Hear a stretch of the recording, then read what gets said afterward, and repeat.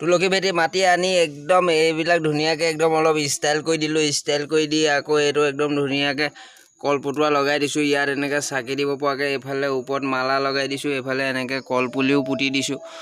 একদম ধুনীয়াকৈ কলপুলি চলপুলি পুতি একদম ইয়াত এতিয়া ইয়াত হেৰি চাকি জ্বলাই আছে এতিয়া ইয়াত।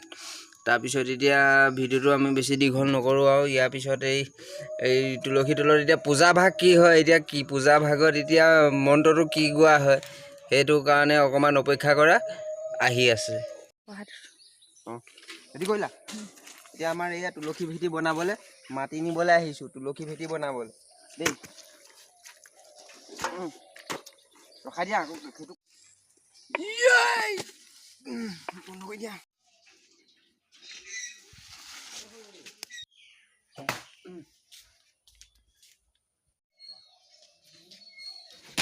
হৈ যাব।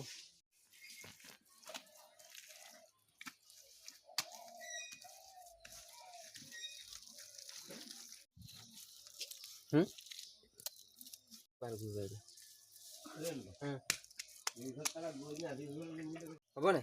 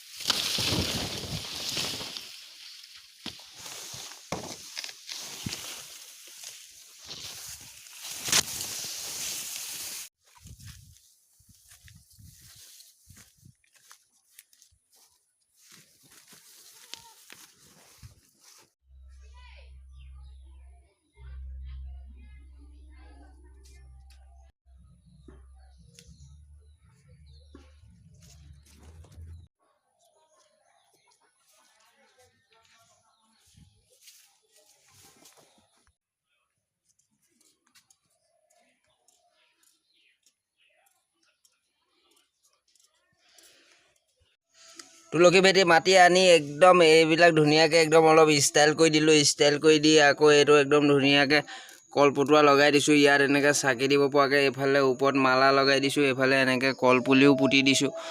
একদম ধুনীয়াকৈ কলপুলি চলপুলি পুতি একদম ইয়াত এতিয়া ইয়াত হেৰি চাকি জ্বলাই আছে এতিয়া ইয়াত। তাৰপিছত এতিয়া ভিডিঅ'টো আমি বেছি দীঘল নকৰোঁ আৰু ইয়াৰ পিছত এই তুলসী তলত এতিয়া পূজা ভাগ কি হয়, এতিয়া কি পূজা ভাগত এতিয়া মন্ত্ৰটো কি গোৱা হয় সেইটো কাৰণে অকণমান অপেক্ষা কৰা, আহি আছে। শীতলে তলে পহু চৰে চৰে